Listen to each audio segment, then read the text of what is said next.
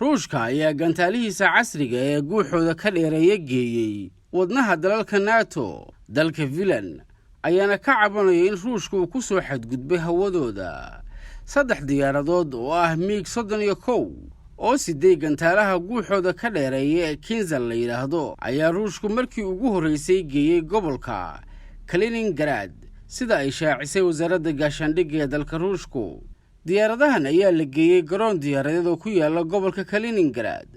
arrintan ayaa qayb ka ah tillaabooyin istiraatiijiyadeed oo dheeri ah iyo ka hortag, sida ay sheegtay wasaaradda gaashaandhigga ruushku. intii diyaaradahani ay duulimaadkooda ku jireen, waxa ay si toos ah ula xiriirayeen ciidamada ruushka ee aaggaas ku sugan, sida qaybta cirka ee ciidamada badda, gaar ahaan raxanta joogta badda Baltiga, sida laga soo xigtay wasaaradda gaashaandhigga ruushka.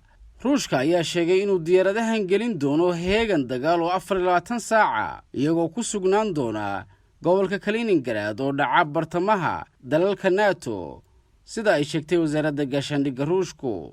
dalka dariska la ah ruushka ee Finland ayaa sheegay in diyaaradaha ruushku ay ku soo xadgudbeen hawada Finland, gaar ahaan dhanka gacanka Finland, iyadoo diyaaradahaasi ay ku sii jeedeen saldhigooda cusub, sida ay sheegtay wasaaradda difaaca ee Finland, iyadoo Finland ay sheegtay inay bilowday baaritaan la xiriira waxa sababay dhacdadan.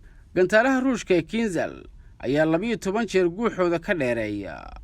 ruushka ayaa sidoo kale haysta gantaalo kale oo guuxooda ka dheereeya, sida Avangard oo dhinaca badda inta badan loo adeegsado.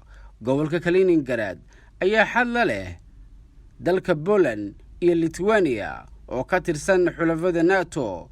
gobolkan ayaa ku sii jeeda badda Baltiga, waxaana sidoo kale yaala gantaalaha nukliyarka qaadi kara ee Iskandar.